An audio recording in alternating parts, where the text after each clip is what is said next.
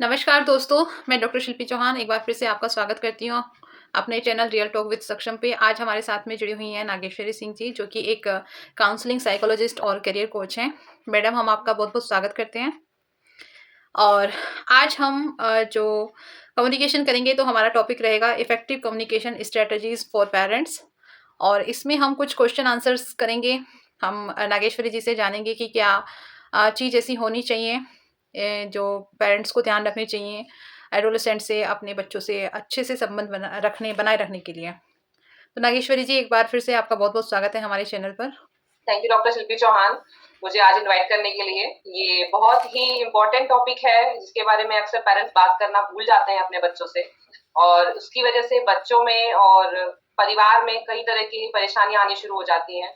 तो आपका बहुत बहुत धन्यवाद मुझे आज यहाँ बुलाने के लिए, और आपके माध्यम से बहुत सारे लोगों के बहुत सारे अनसुलझे सवाल सुलझाए जाएंगे। जी बिल्कुल, तो प्रयास तो आपका यही धन्यवाद। रहेगा हमारा कि क्वेश्चंस हम पेरेंट्स के मन की बात के अनुसार हम कर सकें। और चलिए, तो हम शुरुआत करते हैं। तो मैम, आप पहला क्वेश्चन है मेरा, जैसे टीनेज होती है, चाहे लड़का हो या लड़की हो, तो जैसे हार्मोन चेंज होते ही हैं हर एक के साथ में, तो कुछ ना कुछ उनके बिहेवियर प्रॉब्लम्स में भी आने लगती है।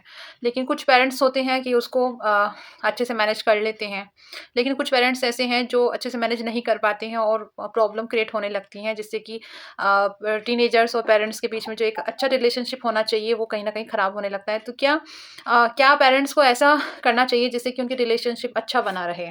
थोड़ा आप बताइए मैम। देखिए, अब जैसे कि आपने बताया कि किशोरावस्था जब शुरू होती है तो हार्मोनल चेंजेस होते हैं। जेंडर वाइज नहीं होते, दोनों में होते हैं, लड़के में भी और लड़की में भी। अब उसकी वजह से उनके शारीरिक बदलाव होते हैं, उसके साथ साथ उनके मानसिक और भावनात्मक बदलाव भी होते हैं। अब उसमें क्या होता है कि कई बार हमारे जो पेरेंट्स हैं वो समझ नहीं पाते अपने बच्चे को। जी। उन्हें ये तो दिखता है कि बच्चे में गुस्सा बढ़ गया है, बच्चा आपसे बात नहीं करना चाहता, बच्चा आपसे दूरी बना रहा है, पर वहां पर हम ये भूल जाते हैं कि बच्चे के मन पर भी उस उम्र का एक असर हो रहा है, भावनात्मक बदलाव जो हो रहे हैं। उसे खुद भी नहीं पता कि उसे किस बात को लेकर क्या इमोशन कहाँ से आ रहा है, वो बच्चा खुद भी नहीं समझ पाता। तो ऐसे में माँ बाप की जिम्मेदारी होती है कि जिस वक्त बच्चा बहुत ज्यादा अग्रेसिव हो जाए या बहुत ज्यादा परेशान हो जाए या रोने लगे, या जिसे कहते हैं भावनाएं उफान पर हो, जी। उस वक्त बच्चे को समझाने की कोशिश ना करें कभी भी। अच्छा। उस मोमेंट को पास होने दें। जी। उसके बाद एक मित्र मित्र की तरह उससे बात करें हमेशा। जी। मतलब ऐसा करें कि जैसे बच्चा, हम कम्युनिकेशन जब ब्रेक हो रहा है जी। तो पेरेंट्स की जिम्मेदारी है कि आप अपना कम्युनिकेशन वापस से बनाएं, क्योंकि बच्चा जब छोटा था, जब वो 4 साल 5 साल 8 साल की उम्र का था, तब आपका और उसके बीच का रिश्ता बहुत अच्छा था। जी। फिर अचानक से जैसे ही बच्चा बड़ा होता है, हम जिसे इंडिया की भाषा में कहते हैं बच्चा बड़ा हो गया, लड़की बड़ी हो गई, जी। तो माँ बाप उससे दूरी बनाना शुरू कर देते हैं खुद ही। पिता का जो बर्ताव होता है वो बच्चे के टुवर्ड्स चेंज हो जाता है। माँ का जो बर्ताव होता है वो उसको एक अडल्ट की तरह ट्रीट करना शुरू कर देते हैं। जी। बच्चा बड़ा हो गया, इस पे जिम्मेदारियां डाली जाएंगी, इसे समाज के लिए तैयार करना है हमें। जी। यहाँ गलती करते हैं पेरेंट्स। जी। वो एक छोटा बच्चा है, उसे अपने आप समाज के लिए तैयार होने का वक्त दीजिए, वो हो जाएगा। लेकिन जिन भावनाओं के उतार चढ़ाव से वो अभी चल रहा है उसका साथ दीजिए, उसे समझने की कोशिश करिए और उसे जानने की कोशिश करिए कि क्या ऐसी चीजें हैं उसके मन में जो उसे परेशान कर रही है। जी। उसके लिए बच्चे से बात करना और उसकी बात सुनना दोनों बहुत जरूरी है। जी। तो मैम, कई बार ऐसे भी होता है जैसे टीनेज में बच्चे जैसे हैं ऑलरेडी, और आजकल हम देख रहे हैं जैसे ज़्यादातर पेरेंट्स अब वेल एजुकेटेड हो चुके हैं, लेकिन एजुकेटेड होने के बाद भी कहीं न कहीं वो कुछ गलतियाँ कर रहे हैं। तो आपको क्या लग रहा है कि क्या ऐसी गलतियाँ उनसे हो जा रही हैं जाने-अनजाने में कि फिर भी उनके रिलेशनशिप अच्छे नहीं हो पा रहे हैं? थोड़ा-सा आज के टाइम को माइंड में रख के बताइए मैम। आधुनिक पेरेंटिंग जिसे कहते हैं। जी। आजकल के टाइम में पेरेंट्स बच्चा दोनों टेक्नोलॉजी के टच में है। हुँ, हुँ। दोनों के पास अपना अपना सेलफोन इंटरनेट कनेक्शन है, बिल्कुल। सोशल मीडिया की और हर तरीके की मीडिया की एक्सेसिबिलिटी है। जी। अब इस केस में क्या होता है कि माँ बाप को लगता है आपने चीजें लाकर दे दी बच्चे को, हाँ, हाँ। उसको सारी सुख सुविधाएं लाकर दे दी, उसकी जरूरतों का सारा सामान लाकर सामान दे ला दिया, के दे दिया। जी। तो आपने उसके लिए बहुत अच्छा किया है, तो वो आपका थैंकफुल रहे आपसे हुँ, और हुँ। आपसे प्यार से बात करे। हुँ। पर एक्चुअली में उसे आपका टाइम चाहिए था। हुँ। ये पहली गलती जो पेरेंट्स करते हैं कि बच्चों को उनका टाइम नहीं दे पा रहे हैं। यानी उनसे दोनों हस्बैंड भावनात्मक वाइफ, जो अटैचमेंट होना चाहिए वो हाँ, नहीं रहा। नहीं हो पा रहा हुँ, है। हुँ, उसकी हुँ। वजह ही यही है कि या तो माता-पिता दोनों काम पे जाते, या तो दोनों में से एक काम पर जाता है और एक पर ही पूरे परिवार की ज़िम्मेदारी है। दोनों ही सिनारियोज में बच्चे के साथ जो बॉन्ड करने का टाइम है वो पेरेंट्स कहीं ना कहीं खो रहे हैं गैजेट्स की वजह से। हम्म। स्क्रीन टाइम बहुत ज्यादा हो रहा है बच्चों का, हम्म। और पेरेंट्स अलाउ भी कर रहे हैं क्योंकि बच्चा शांत बैठा हुआ है, आराम से बैठा हुआ लेकिन है, मैम हमारी चीजें हमारा। पेरेंट्स की तो ये मजबूरी भी हो गई है ना, क्योंकि आजकल आप देख रहे हो असाइनमेंट्स हो गए हैं और कॉलेज का सारा ज़्यादातर काम सब ऑनलाइन भी चलता है, कुछ बहाना भी हो जाता है। बच्चे कुछ बहाने से ले लेते हैं, तो एक एक हथियार होता है कि भैया मुझे काम करना है, मुझे इसलिए मोबाइल चलाना चाहिए चाहिए। तो उस सीन में पेरेंट्स को क्या करना चाहिए, क्योंकि कोई भी पेरेंट्स नहीं चाहेगा ना, जानबूझ के तो कोई भी नहीं चाहेगा, पर कुछ सिचुएशंस ऐसी बन जाती हैं, तो ऐसा कि ऐसे मतलब बच्चों को कैसे समझाया जाए बीइंग अ पेरेंट। देखिए, इस उम्र में बच्चों को समझाना मतलब उन्हें ऑर्डर देने के बराबर है। बहुत ही सेंसिटिव एज होती है। बच्चों को अगर आप समझाने जाएंगे तो उन्हें ऐसा लगेगा कि आप उन्हें गाइड कर रहे हैं, आप उन्हें कुछ करने के लिए कह रहे हैं। तो हुँ, उस केस में जब स्क्रीन टाइम की बात आती है तो हम एक सिंपल सजेशन देते हैं कि कुछ टाइम पीरियड डिसाइड कर लीजिए, हुँ, जैसे कि डिनर टेबल पर कोई भी अपना फोन लेकर ना बैठे। जी, दिन में एक बार एटलीस्ट फॉर 15 मिनट्स पूरी फैमिली का एक गेट टुगेदर हो, जिसमें किसी को भी फोन, इवन पेरेंट्स को भी फोन यूज करना अलाउड ना हो, जहां पर आप पूरे दिन में आपने क्या किया उन गतिविधियों के बारे में डिस्कशन करेंगे ओपनली। जी। कोई जजमेंट नहीं होगा, बच्चा किससे कहाँ कब मिला, उसके कितने दोस्त हैं, वो किस तरीके के ग्रुप में रहता है, पेरेंट्स की लाइफ में क्या चल रहा है, क्योंकि वो एक अडल्ट होने जा रहा है तो उसे भी दुनियादारी अब समझनी है। तो ये दोनों एक जगह पर बैठे आपस में बात करें। मिनिमम 15 मिनट्स का एक गेट टुगेदर एवरीडे होना चाहिए, और वीक में एक आउटडोर आउटिंग पेरेंट्स की होनी चाहिए बच्चे के साथ, संडेज लो या वीकेंड लो, जहां पर आप उसके फेवरेट गेम, जैसे कोई बच्चा क्रिकेट खेलता है, कोई बच्चा फुटबॉल खेलता है, कोई बच्चा इवन कैरम और चेस खेलते हैं, छोटे छोटे बच्चे। तो फीमेल फीमेल दोनों के डिपेंडिंग, या फिर कोई बच्चा शॉपिंग पे जाना चाहता है, जब हम गर्ल्स की बात करते हैं, हुँ, हुँ। तो ये पेरेंट्स की जिम्मेदारी होती है कि भले आप हर हफ्ते उसे कुछ दिलाए ना, पर एक आउटिंग के लिए उसे लेकर जाए, बिकॉज वो एक फुल डे आप अपने बच्चे के साथ इन्वेस्ट करते हैं, या फिर कुछ घंटे हुँ, हुँ। आपको बच्चे के साथ बॉन्ड करने में बहुत हेल्प करता है। ओवरऑल मिला के मैम आपका मतलब ये है कि ज़्यादा से ज़्यादा समय बच्चे को दिया जाए, जिससे कि उससे इमोशनली अटैच रहे, ताकि वो अपने मन की बात भी शेयर कर सके, राइट? वो जब आप उसकी फेवरेट एक्टिविटी करोगे ना, वो अपने आप आपको अपनी लाइफ की चीजें बताना शुरू क्योंकि करेगा। अभी आपने बताया मैम जितना फ्रेंडली बिहेव करेंगे, एज़ अ फ्रेंड हम ट्रीट करेंगे, है ना? तो बच्चा उतना एज अ कम्फर्ट फ्रेंड ही फ़ील ट्रीट रहेगा। करना है, एज अ फ्रेंड ही ट्रीट करना। द मोमेंट बच्चे की एक प्यूबर्टी की एज हिट हो जाती है, जब आप हुँ, बच्चा हुँ। प्यूबर्टी हिट करता है, हार्मोनल चेंजेस शुरू हो गए हैं, उस टाइम पे इमोशंस बहुत हाई पे होते हैं। जी। वहां पर बहुत प्यार से, प्रेम से, मित्र बन के उससे बात करेंगे तो वो आपके साथ रहेगा। अगर जहां पर आपने उसे डिसिप्लिन करने की कोशिश की, बच्चा आपसे अपार्ट हो जाना शुरू हो जाएगा। जी, तो जी। ये गलती नहीं करनी है पेरेंट्स को अभी। ठीक। तो हम जैसे किशोरावस्था की हम बात कर रहे हैं, तो बहुत सारे बच्चे ना इस एज में डिस्ट्रैक्ट होते हैं अपने करियर को लेके कि किस लाइन में जाएँ, कहाँ जाना है। बहुत से लोग क्या होते हैं कि मेरे फ्रेंड्स बीटेक कर रहे हैं तो मैं बीटेक करूँगा, किसी ने एमबीए किया तो मैं भी करूँगा। एक्चुअली उनको क्लियर नहीं होता है। फिर कहीं न कहीं मैम 10th-12th के बाद में बच्चे क्या है, जब करियर का प्रेशर उन पे आने लगता है, किस लाइन में जाना है, किस में नहीं, और लाइन भी अगर वो चूज़ कर लें, बाद में एक एक उनको चिंता बन जाती है कि उस लाइन में उनका करियर बन पाएगा, नहीं बन पाएगा, जॉब मिलेगा, नहीं मिलेगा। तो ऐसे में मतलब पेरेंट्स का क्या रोल होना चाहिए शुरुआत से ही, वो कैसे उनको गाइड करें ताकि एक अच्छे करियर के लिए बच्चा जो है अपने आप को तैयार कर सके और सही लाइन में जा सके? क्योंकि बच्चा तो क्या है, आप बोल रहे हो तैयार हो रहा है, उसको इतनी जानकारी नहीं है, तो वहाँ पे पेरेंट्स का क्या रोल बन जाता है? और मैम स्पेशली आप उन पेरेंट्स के लिए बताइएगा, जो पेरेंट्स वेल एजुकेटेड हैं, वो तो लाइन क्लियर कर देते हैं, लेकिन जो ज़्यादा शिक्षित नहीं है, उनको आज के टाइम में कैसे हेल्प लेनी चाहिए बच्चे के करियर के बनाने में? देखिए मैम, इस अवस्था में, किशोर अवस्था में, बच्चे अपनी रुचियों और क्षमताओं को खुद नहीं पहचान पाते कई बार। जी। ये होता है, और ये वेल एजुकेटेड पेरेंट्स के बच्चे हों, या फिर सेमी एजुकेटेड या फर्स्ट टाइम जिनकी फैमिली में एजुकेशन मिल रही है उनके बच्चे हों।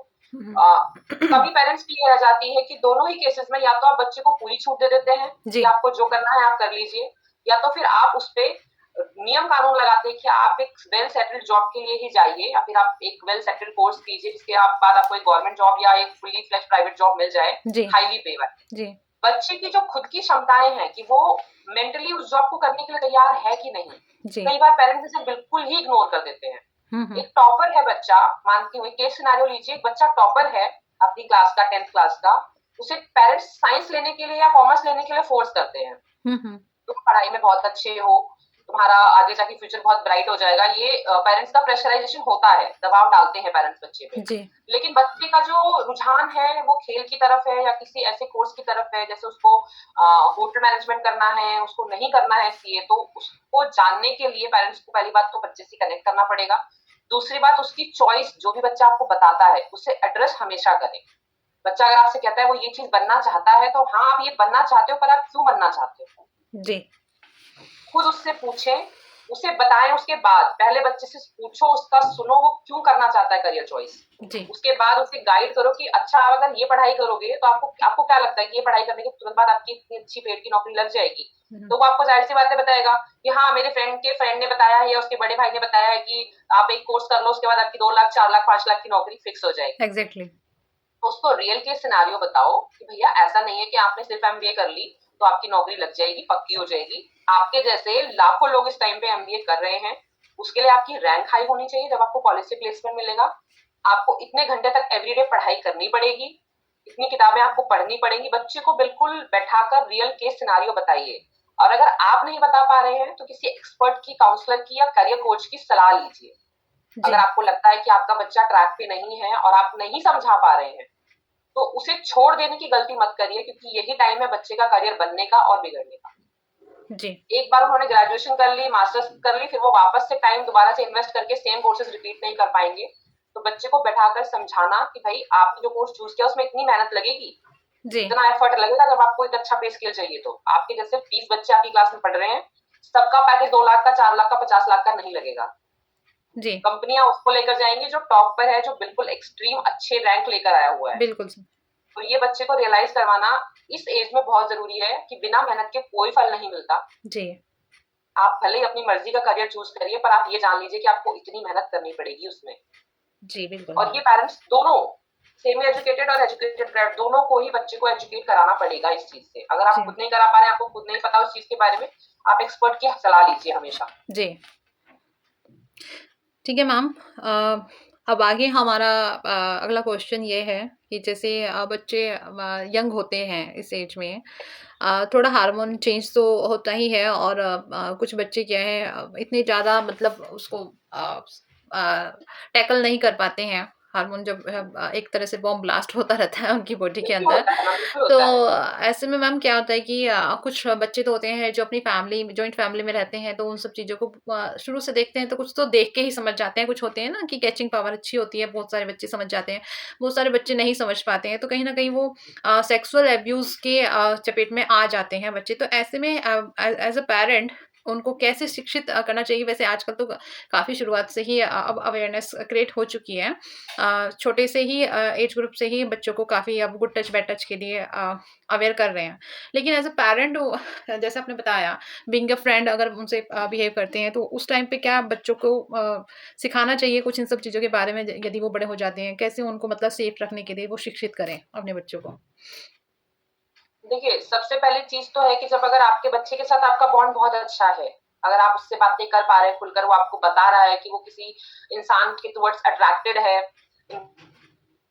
इन्फैचुएशन है, केयरिंग है, इमोशनली अटैच्ड है, तो उसे सबसे पहले चीज सेक्सुअल एक्टिविटीज के बारे में और सेफ सेक्स के बारे में एडवाइस करना पेरेंट्स का काम है, और ये उन्हें करना चाहिए। बस हमने देखा है मिनिमम 7 to 8 ईयर्स के बच्चे आज की डेट में, बिकॉज प्यूबर्टी की एज कम हो गई है, तो इन्फैचुएशन 7 से 8 साल के बच्चों में शुरू हो जाता है अपोजिट सेक्स को लेकर। बिल्कुल। अब इस एज में अगर अगर पेरेंट्स ध्यान देते हैं बच्चे पर, उनका बिहेवियर चेंज हो रहा है, उसके पीछे क्या रीजन है, वो क्यों परेशान है, क्या उनकी जिंदगी में घट रहा है, अगर ये जानने की कोशिश करेंगे तो कहीं ना कहीं सेक्सुअल अब्यूज से बचाया जा सकता है। लेकिन इफ इन केस बच्चे के साथ ऐसा कुछ होता है, वो उसका पीयर ग्रुप में कोई करे, एक्सटेंडेड फैमिली में है, कुछ भी है, अगर कोई ऐसा केस होता है, आपको एक्सटर्नल हेल्प लेनी चाहिए। थर्ड थिंग है कि आपके बच्चे के साथ ऐसा कुछ नहीं हुआ है, आप एक नॉर्मल सिनेरियो में बच्चे को एजुकेट करना चाहते हैं, तो सेफ सेक्स, सेक्सुअल प्रोटेक्शन और राइट एज ऑफ कंसेंटुअल सेक्स के बारे में बच्चे को इन्फॉर्म करना बहुत जरूरी है आज की डेट में। बिल्कुल। बच्चों के पास सोशल मीडिया और ग्लोबलाइजेशन और इंटरनेट की वजह से सारा डेटा अवेलेबल, क्या करना है, कैसे करना है, उन्हें सब पता है। जी मैम। और करना है और नहीं करना, इस बारे में सही और गलत समझाने की जिम्मेदारी as a guardian, as a parent, as a caretaker हमारी है। जी। कि राइट एज का वेट करिए, आप भी उस चीज को एंजॉय करेंगे, बट एक राइट एज का वेट करिए और एक राइट सिचुएशन का वेट करिए, एक राइट लाइफ पार्टनर का वेट करिए। और अगर आप सेक्सुअल एक्टिविटी में इन्वॉल्व होते हैं, तो पार्टनर का कंसेंट और सेक्सुअल सिक्योरिटी या sexual safety, that is important. आप किसी और की लाइफ स्पॉइल ना करें। तो कॉन्डम्स के बारे में, मेजर्स के बारे में बताना बच्चों को आज के टाइम में, अगर 15 प्लस बच्चा ज़रूर बताना चाहिए। यानी इस पे भी खुल के बात में बच्चों के साथ में की जानी हाँ, चाहिए। इसके लिए अगर तो बच्चा शर्म नहीं मतलब करनी हद से चाहिए, ऊपर जितना है खुल के आपका तो ओपनली आपको बात करना की चाहिए, जाएगी उतना अच्छा रहेगा, पेरेंट्स के इतना लिए अच्छा भी रहेगा। और एडोलेसेंट्स के लिए भी। क्योंकि मैम बाहर से कहीं से इन्फॉर्मेशन मिलेगी, वो सही है या गलत है आपको नहीं पता। एक बच्चे ने अपने फ्रेंड से एक्चुअली पूछा। बच्चा क्या है उस टाइम पे क्यूरियोसिटी भी हो जाती है ना कि मैं ऐसा करके देखूं क्या क्या होता है क्या नहीं होता है। और अगर पहले से उसके क्वेश्चन के आंसर उसको पता होंगे तो शायद कहीं ना कहीं वो डाइवर्ट नहीं होगा ना गलत चीज़ों की तरफ। खैर चलिए मैम, बिल्कुल, हम बिल्कुल नहीं। आगे हम अगला क्वेश्चन पे आते हैं। तो जैसे ग्रोइंग एज है और इसमें क्या होता है कि बच्चों का टेम्पर बहुत लूज भी होता है, बहुत ओवर कॉन्फिडेंस भी आ जाता है कुछ बच्चों का। तो इसमें क्या है, पेरेंट्स का क्या रोल होना चाहिए जो बच्चों में अच्छे से एक सेल्फ रिस्पेक्ट और सेल्फ कॉन्फिडेंस उनमें अच्छे से डेवलप करा सके पेरेंट्स। इस केस में पेरेंट्स की सिर्फ एक जिम्मेदारी होनी चाहिए, बच्चे को वास्तविकता का अवगत कराकर चले। अगर वो अपने आप में, कई बार बच्चे ऐसा होता है थोड़ा सा अचीव किया, क्लास के हाई रैंकर बन गए तो ओवर अचीवमेंट आ जाती है। Yes ma'am. उस केस में पेरेंट्स की जिम्मेदारी बननी चाहिए कि आप उन्हें, उनके नीचे जो रैंक वाले हैं ना, उन्हें डाउनग्रेड करने से बचाएं, जी बुली करने से बचाएं, अपने आप को ओवर स्मार्ट बनाने से बचाएं, और उन्हें इस चीज से अवगत कराएं कि लाइफ यहीं तक नहीं है, जी आपको इसके आगे और भी मेहनत करके और भी चीजें अचीव करनी है। आज आप टॉप पर हो, कल कोई और भी टॉप पर हो सकता है। बिल्कुल। तो अगर कंसिस्टेंसी बनाए रखनी है तो जितनी मेहनत करके आप यहाँ तक पहुंचे हैं, उस मेहनत को मत छोड़ो, उसे कंटिन्यू करो, लेकिन आपसे जो नीचे है उन्हें डाउनग्रेड मत करो। लाइफ की रियलिटी ये है कि सबसे पहले आपको एक अच्छा इंसान बनना है। जी और दूसरी चीज जो आती है कि इमोशनली बच्चों का टेम्परामेंट बहुत लूज होता है, बहुत हाई हो जाता है। ये कॉमन है दोनों जेंडर्स में, फीमेल एंड मेल बोथ में। वो हार्मोन्स की वजह से होता है। उसे टैकल करने का तरीका ये होता है कि जिस वक्त बच्चा चिल्ला रहा है, चीख रहा है, गुस्सा कर रहा है, उस वक्त आप पलट कर जवाब मत दीजिए, जी उस वक्त मत दीजिए।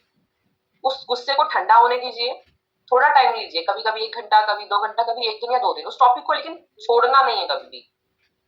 घूम फिर कर 1 दिन बाद आइए, 2 दिन बाद आइए, या हफ्ते भर बाद आइए, आप उस टॉपिक पर आएंगे जरूर। जब बच्चा बहुत अच्छे मूड में है तब आप उससे पूछिए, अच्छा उस दिन जो तुम्हें गुस्सा आया था, वो गुस्सा मैं जो समझ पा रही हूँ उसकी वजह से है, कि तुम्हें कोई खाना अच्छा नहीं लगा, या फिर उसके पीछे कोई और वजह थी। जी ये जानना जरूरी है पेरेंट्स का, जी क्योंकि हम उन्हें मेंटली और इमोशनली तभी हेल्दी रख पाएंगे, उन्हें स्ट्रेस और डिप्रेशन से तभी बचा पाएंगे जब हमें पता तो हो कि उनके दिमाग में चल क्या रहा है। कोई भी गुस्सा कभी भी बेवजह नहीं होता किसी भी बच्चे का, वो 1 ईयर ओल्ड हो या 10 ईयर ओल्ड हो या 18 ईयर ओल्ड हो, बिल्कुल मैम। उसके पीछे कहीं ना कहीं कोई वजह छुपी होती है, और वो जानने की जिम्मेदारी हमारी है, क्योंकि हम पेरेंट हैं। बिल्कुल मैम। हम बिल्कुल सोचते हैं बिल्कुल बच्चे बिल्कुल को सही कहीं और कह से रहे हो हेल्प मैम। मिल जाएगी, तो बिल्कुल नहीं मिलेगी, वो हम ही करेंगे उसके लिए जो हम बेस्ट चाहते हैं। जी बहुत बढ़िया मैम आपने बताया। और मैम जैसे भी हम लगातार बात कर रहे हैं कि पेरेंट्स को बच्चों के साथ अटैच रहना चाहिए और जितना ज़्यादा वो उनसे घुल मिल के रहेंगे बच्चे और दोनों पेरेंट्स के लिए ही अच्छा रहेगा। लेकिन कई बार ऐसा होता है ना कि मैम ज़्यादा जब नज़दीकियाँ बढ़ती हैं तो बच्चा इरिटेट भी हो जाता है। थोड़ा सा मी टाइम जिसको बोलते हैं उसको चाहिए होता है। तो कैसे एक गैप मेंटेन करें पेरेंट्स, मतलब बच्चों को भी थोड़ा लगे कि हाँ उसको उसका समय दिया जा रहा है, कैसे वो उसको मैनेज करें? देखिए, जब हम बॉन्डिंग की बात करते हैं तो स्पेस हमेशा दिया जाता है हर एक हम्म इंसान को। वो मी टाइम बच्चे के लिए भी है, वो मी टाइम पेरेंट्स के लिए भी है। हम्म पेरेंट्स को भी एक ब्रेक चाहिए, बच्चे को भी एक ब्रेक चाहिए। तो 24 घंटे आप घर में रहते हैं, एक दूसरे के साथ रहते हैं, उसमें से कुछ टाइम, मतलब मैंने जैसे कि बताया हफ्ते में 1 बार बाहर जाना है। अब एवरी वीक जा रहे हैं, ठीक है जा रहे हैं। किसी वीक अगर आपका बच्चा नहीं जाना चाहता है तो उसे प्लीज उस चीज को रिस्पेक्ट करिए, कि हाँ भाई आज मेरा मन नहीं है बाहर जाने का, या आज मैं खुद से थोड़ी देर अपने रूम में एंजॉय करना चाहता हूँ, या अपनी बुक पढ़ना चाह रहा हूँ, या अपनी ड्राइंग करना चाह रहा हूँ। तो कोई एक्टिविटी अगर बच्चा खुद से करना चाह रहा है, लेकिन मैम हाँ ऐसे में ऐसा भी तो हो सकता है कि वो पेरेंट्स को अवॉइड करके अपने फ्रेंड सर्किल को ज्वाइन करना चाह रहा हो, तो ऐसे में तो ऐसा पेरेंट। मैम पॉसिबल है, पॉसिबल है। देखिए, थोड़ी फ्रीडम तो हमें देनी पड़ेगी बच्चों को, हम उन्हें बाउंड नहीं कर सकते। जब हम टीनेजर की बात कर रहे हैं बिल्कुल हम्म नहीं कर सकते। हम्म बॉन्ड बनाना है, पर उनकी लाइफ में फिर भी डोमिनेंस नहीं दिखानी है। हम्म तो थोड़ी फ्रीडम दीजिए उन्हें। अगर वो चाह रहे हैं कि थोड़ा सा कट करके वो अपने पेरेंट्स के साथ जाना चाह रहे हैं, एक वीकेंड लेना चाह रहे हैं, 2 वीकेंड लेना चाह रहे हैं, एक आउटिंग पे जा रहे हैं, मूवी पे जा रहे हैं, तो अगर आप उन्हें जाने देंगे तो आपका ही ट्रस्ट बिल्ड होगा। हम्म। ये जिम्मेदारी हमारी अपनी खुद की है कि एज अ पेरेंट सही टाइम पे सही डिसीजन हम ले पाते हैं या नहीं, कब उन्हें छूट देनी है अकेले रहने के लिए, और कब उन्हें अपने साथ बैठाकर उनसे पूछना है। ये हमें उनके भाव भाव से भापना पड़ेगा, जी कि क्या पता क्या वो आउटिंग एक्चुअली में उनके लिए जरूरी है, या फिर वो सिर्फ हमारे से दूर भागने के चक्कर में है। जी। तो स्पेस भी दीजिए, उस चीज को रिस्पेक्ट भी करिए, बच्चे को जाने दीजिए, तो आपका ट्रस्ट बिल्ड होगा बच्चे के साथ। किशोरावस्था एक ऐसी एज होती है, हम और आप भी इससे निकल के आए हैं, थोड़ा चंचलता इसमें आ जाती है। लेकिन आज हम एज़ अ पैरेंट हैं और कल हमारे बच्चे भी टीनेज में जाएँगे। लेकिन कई बार ना चाहते हुए भी हम भी एजुकेटेड हैं लेकिन अग्रेसिव हो ही जाते हैं, अग्रेशन आ जाता है। तो कई बार हम गुस्से में बच्चों को कुछ गलत बोल देते हैं, लेकिन वो हमारा भाव नहीं होता है, वो एक एक्सप्रेशन होता है, हमने अपना गुस्सा निकाल दिया, लेकिन हमारा मन हमारा साफ रहता है। अपने बच्चे के लिए कोई भी माँ या कोई भी पिता कोई गलत नहीं बोलना चाहेगा, लेकिन गुस्से में कई बार गलत बात बोल दी जाती है। तो कई बच्चे क्या होते हैं, कुछ तो ऐसे ढीठ बच्चे होते हैं कि उसको अदरवाइज़ कर देते हैं, लेकिन कुछ बच्चे क्या होते हैं, उसको दिल पे ले लेते हैं, स्ट्रेस में चले जाएँगे, बुरा मान जाते हैं। कुछ बच्चे ऐसे भी होते हैं कि मैम मतलब पॉइज़न खाएँगे, सुसाइड करेंगे, घर छोड़ के चले जाएँगे, खाना नहीं खाएँगे। इस तरीके की तो मैम उस चीज़ में कैसे एक होना चाहिए? मतलब आप बताइए पेरेंट्स को कैसे डील करें कि गुस्सा भी निकाल सकें और कुछ गलत शब्दों का प्रयोग ना कर पाएँ? ह्यूमन नेचर है, देखिए ह्यूमन नेचर है, गुस्सा आएगा। आप बड़े हैं, आपने दुनिया ज्यादा देखी हुई है, आपका बच्चा छोटा है, वो आपके सामने गलती करेगा, आपको गुस्सा आएगा, जायज है, बिल्कुल बिल्कुल जायज है। जी, और गुस्सा करना भी जायज है पेरेंट्स का। जी, बस गुस्सा करते वक्त कुछ बातों का ध्यान रखें कि बच्चे को कभी भी ये नहीं फील करवाएं कि वो अनवांटेड है। जी। ठीक है, जो कि अक्सर पेरेंट्स से सुना जाता है या बोल दिया जाता है कई बार पेरेंट्स के मुंह से अनजाने में कि तुम ना होते तो ठीक होता। हाँ, हाँ, हाँ। जब आप बच्चे को अनवांटेड फील कराते हैं ना, तो कहीं ना कहीं बच्चा स्ट्रेस और डिप्रेशन में जाता है। भले ही वो बच्चा अदरवाइज करके उसे उस टाइम पे इग्नोर कर दे, पर दोबारा कभी जब कोई ऐसी सिचुएशन आएगी ना जहां उसे लगेगा कि आपने उसे बाकी लोगों की तुलना में कम इंपॉर्टेंस दी है, हुँ, हुँ। या किसी गैदरिंग में उसे आपने पॉइंट आउट किया है या उसकी किसी बात का मजाक उड़ाया है, जी। तो वो यही सोचेगा कि ये तो मुझे पैदा ही नहीं करना चाहते थे। वो बैक एंड पे कब बिल्डअप होता रहेगा, कहाँ से उस चीज पे बच्चा अपना इमोशनली इतना ज्यादा सोच डालेगा कि वो कुछ कर बैठे, आपको नहीं पता। तो गुस्सा करना जायज है, गलतियां बताना जायज है, बच्चे को डांटना भी जायज है।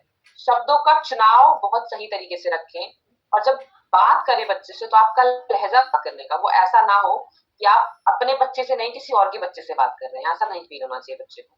आपका हक है उन्हें डांटने का, और जब भी आप डांट कर हटे, कुछ टाइम के बाद बच्चे को बैठाकर उसे वजह भी बताएं कि आपके इतना ज्यादा गुस्सा करने के पीछे क्या वजह थी। डांट दिया हो गया, बच्चा समझ गया, ये नहीं होता। जी। आपने डांटा है, क्यों डांटा है? क्योंकि हो सकता है कि आप जो गलती समझ रहे हैं वो बच्चे की थी ही नहीं। हाँ, कई आपने बार किसी ने मैम कोई ऐसे भी सजेशन होता है कि दिया कि पेरेंट्स डाँट देते हैं लेकिन बच्चे को पता ही नहीं चल पाता कि मुझे डाँट पड़ क्यों रही है। हाँ, किस गलतियाँ नहीं पता उस चल बच्चे ने पाती दिन हैं भर में उसको। 4 गलतियां करी। हाँ, हाँ। अब शाम को मम्मी आई ऑफिस से, मम्मी ने कोई एक चीज देखी जो उसने नहीं करी थी, तो उस बेचारे को यही नहीं पता कि वो अपनी 4 गलती की वजह से डांट खा रहा है या अपने सिबलिंग की एक गलती की वजह से डांट खा रहा है। हाँ, तो हाँ। क्लेरिफाई करना जरूरी है कि हाँ भाई तुम इस वजह से डांट खा रहे हो।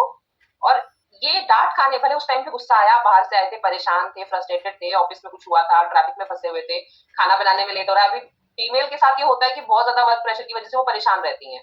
सेम गोज टू मेल, वो भी बेचारे ट्रैवल करके आ रहे होते हैं। गुस्सा आया, अपने बच्चे को डांट दिया, लेकिन मूवमेंट पास होने के बाद आप उसके पास जाइए, आराम से बैठिए, उसे बताइए कि अच्छा बेटा आज जो आपने किया मुझे वो इस वजह से बुरा लगा हुँ, और हुँ। इसलिए मैंने आपको डांटा। बच्चे को उसकी गलती की वजह बताना और उस डांट की वजह बताना आपके बॉन्ड में शुरू से रखिए। ये तो मैं हर पेरेंट को बोलती हूँ, मतलब आप 2 साल के बच्चे को भी डांट रहे हो तो उसे बताओ कि भैया आप इस वजह से डांट खा रहे हो मेरे से। हाँ, वजह पता होनी चाहिए ताकि हाँ, बच्चा वजह भविष्य बताना में से ना उस बच्चे गलती को को कंफ्यूजन नहीं रहता। दोहराए नहीं उस गलती को या फिर हाँ, अगर वो करे तो उसमें सुधार करने की क्षमता तो बने कम से कम। बिल्कुल, बच्चे हुँ, को पता तो होगा कि मैंने किया क्या है। कई बार बिल्कुल। बच्चे परेशानी में ही रह जाते हैं कई घंटों तक कि मुझे यही नहीं पता कि मुझे डाँट पड़ किस बात पे गई। हुँ, और अगर वो चीज़ 4 बार, 5 बार, 10 बार रिपीट हो गई तो बच्चा ये सोच लेता है मम्मी तो डाँटती रहती है। ये मेरे हाँ, इमोशंस की पड़ी नहीं है। ये चीज़ यहीं तो से है। शुरू हो जाता है वो टकराव। हाँ, हाँ, ये हाँ। 10-11 साल की एज में शुरू होता है जब पेरेंट्स सोचते हैं कि बच्चा बड़ा हो गया, इसे समझ आना चाहिए मैं और डाँट रहा मैम हूँ। फिर मैंने ये देखा है ऐसे बच्चों को मतलब बाद में अगर वो काफ़ी यंग होने के बाद में मतलब शादी भी हो जाती है तो लेकिन फिर भी वो अपने पेरेंट्स से इतना घुल-मिल नहीं पाते हैं। वो नहीं दूरियाँ पाते, बन बॉन्ड नहीं जाती हैं, बन वो पाता ना, मिल नहीं एक्चुअली वो पाता। दूरी मन से दूरी बन गई है एक्चुअली वो। और वो फिर क्या है फॉर्मेलिटी वाला प्यार रह जाता है कि हाँ, वो मेरे पेरेंट्स हैं, तो हाँ ठीक है। हाँ, एक अटैचमेंट वो हो वाली जाता है। बात नहीं रह पाती है और मैंने देखा है कि अगर जैसे मैम किसी पेरेंट के अगर 2 या 3 बेबीज़ हैं और अगर एक बच्चा इस तरीके का नेचर का बन गया है, तो पेरेंट्स क्या करते हैं मैम उसमें सुधार नहीं करते हैं, उनका फ़ोकस फिर अदर 2 बेबीज़ पे हो जाता है, उसको उसके हाल पे छोड़ देंगे। लेकिन मैंने बहुत सारे ऐसे देखे हैं, वो बच्चे क्या करते हैं फिर बाहर अपना एक ज़ोन बना लेते हैं। बाहर अपना फ्रेंड्स का ज़ोन बनाएँगे और अपने मन की बात वहाँ पे शेयर करेंगे और फिर पेरेंट्स को कहीं न कहीं वो अपनी लाइफ़ में एक विलेन की तरह ट्रीट करते हैं। ये होता है, बहुत सारे घरों में ये चीजें होती हैं हम्म। कि पेरेंट्स को एक्चुअली में पता ही नहीं होता उनका बच्चा कहाँ जा रहा है, किससे मिल रहा है, कि वो उसे टैग कर देते हैं। ये जो हम इस पे मैं आती भी नेक्स्ट पॉइंट में कि बच्चे को ना कंपेयर मत करिए कभी भी अपने दूसरे बच्चे से, अगर जी। 2 हैं तो। और बच्चे को ना उसके बिहेवियर की वजह से 4 लोगों के बीच में कभी भी उसकी आलोचना मत करें, उसे बुरा भला ना कहें। बिल्कुल। आप घर की 4 दीवारी में जो कुछ भी कहते हैं उसे आप वहीं तक रखिए। जब सोशल गैदरिंग की बात होती है, अपने बच्चे को कभी भी सोशल प्लेटफॉर्म पे बेइज्जत मत करिए। आप कहीं ना कहीं उसका ट्रस्ट खो रहे हैं और आप उससे अपना बॉन्ड खो रहे हैं, और ये कभी दोबारा नहीं बन सकता। तो ये पेरेंट्स की गलती होती है। उन्हें लगता है कि हम इसे यहाँ डांट देंगे तो घर पे जाके बिल्कुल सीधा रहेगा। एक्चुअली में आप उसे डांट नहीं रहे हैं, आप अपना बच्चा खो रहे हैं इमोशनल लेवल पे। जी। और ये हमारे जो पेरेंटिंग चली आ रही है ना प्लेटफॉर्म में हमारे पेरेंट्स के टाइम से, वही चीजें ना अब जो अभी करंट पेरेंट्स है जिनके बच्चे टीन है अभी, जी। जो 40 प्लस है पेरेंट्स, वो भी वही कल्चर फॉलो कर रहे हैं। वो तो मैम फिर तो क्या हो गया है ना, उन्होंने जो देखता है वो सीखता है बच्चा। हाँ, और इसलिए तो बोलते हैं ना कि पेरेंट्स क्या होते हैं, एक आईना होते हैं बच्चे। वो तो जैसा आप ट्रीट कर रहे हो वो कल भी आप नेक्स्ट जनरेशन के साथ में वैसा ही होने वाला है। वो तो नहीं, अगर आप चाहते हो कि हाँ सुधार हो तो खुद को सुधारना पड़ेगा। वो तो मैं आपसे बिल्कुल सहमत हूँ इस चीज से। और और मैम आप वही वही आज क्या मतलब आप पेरेंट्स भूल जाते हैं जी। कहीं ना कहीं कि आप जिस माहौल में पले बड़े हैं वो अब माहौल नहीं है। आपका टेक्नोलॉजिकल एनहांसमेंट उतना टेक्नोलॉजी नहीं हो गई था, मैम, एडवांस हो गया है। पहले कम्युनिकेशन का साधन क्या है, अभी फोन साधन रह ही गए नहीं हैं, था। फोन ही रह गए हैं। अब क्या है, अब व्हाट्सएप पे, फेसबुक पे, इंस्टा पे सब लगे हुए हैं। इवन पहले क्या है, टाइम मिलता था, एक दूसरे के साथ में गेट टुगेदर होता था। एंटरटेनमेंट के लिए भी सिबलिंग्स आपस में कुछ ना कुछ गेम्स खेलते थे इंडोर्स वगैरह। अब तो मैम कुछ रहा ही नहीं है। कुछ नहीं है, अब तो सब इंस्टाग्राम और व्हाट्सएप पे चलता है। अब तो गैदरिंग के लिए लोग जाना ही नहीं मैम चाहते, अब तो चाह रहे हैं मैं कि बस आपको घर क्या पे एक बताऊँ, कार्ड और फोटो भेज तो दिया बातें जाए। इतनी सारी हैं डिस्कशन करने के लिए। पेरेंट्स का अकाउंट है, ठीक है, और अगर पेरेंट्स को पता चल गया मेरे बच्चे ने फेसबुक पे आईडी बनाई है, तो वो बच्चा अपने पेरेंट को फेसबुक की आईडी में ऐड ही नहीं करेगा। वो नहीं करेगा, वो करेगा नहीं करते, नहीं उसको करते, पेरेंट्स को ब्लॉक कर रिक्वेस्ट देगा और एक्सेप्ट ही हाइड कर नहीं दिया करेगा जाता है। वो उसको ये होता है, सोचिए, वो पेरेंट्स के साथ उनके घर में रह रहा है लेकिन फेसबुक में वो नहीं चाहिए होता है ना कि पापा मम्मी देखेंगे तो वो क्वेश्चन मार्क लगाएंगे, बिकॉज हमारा एक आउटर सर्कल है, हमारी एक सोशल गैदरिंग है, हम बाहर जाकर ये चीज कर रहे हैं, हमारे पेरेंट्स को पता ही नहीं है। अब उन्हें पता चलेगा तो फिर हमें या तो सारी पोस्ट रिमूव करें वहां मैम से। बहुत सारी बातें ऐसी हैं मतलब जो ये डिजिटल जो मॉडर्नाइजेशन हुआ है ना, इसके बाद तो मेरे ख्याल से दूरियां और बढ़ गई हैं। बिल्कुल। भले ही आप एक घर में एक कमरे में रह रहे हैं, लेकिन स्टिल वो एक दीवार जो है वो प्रॉपरली दीवार बन गई है पेरेंट और बच्चों के बीच में। जी। वो अपने फोन में लगा हुआ है, वो अपने फोन में लगे हुए हैं, मैम एक दुनिया ही दूसरे को बिल्कुल नहीं दोनों की पता। अलग मिलेगी, दुनिया ही अलग है बिल्कुल। दुनिया ही अलग है। माँ बाप की आजकल अपनी अलग सोशल लाइफ मैम चल रही है, सिर्फ उनकी बॉय अलग या फ्रेंड्स गर्ल हैं। की बात नहीं कर रहे हैं, गर्ल भी है, उसका भी एक अलग ओरा बना हुआ है, उसकी अलग दुनिया, फ्रेंड जोन बने हुए हैं। और बॉय है तो उसका अलग से बना हुआ है। इवन आजकल, पहले तो क्या होता था, फ्रेंड्स वगैरह घर पे आते थे, इन्वॉल्व होते थे, है ना। अब तो यही नहीं पता चलता फ्रेंडशिप है किससे किससे नहीं है। पेरेंट्स को बना पता ही ही नहीं नहीं चाहते होता। हैं, बताना ही नहीं चाहते हैं बच्चे, इतना छिपाते हैं।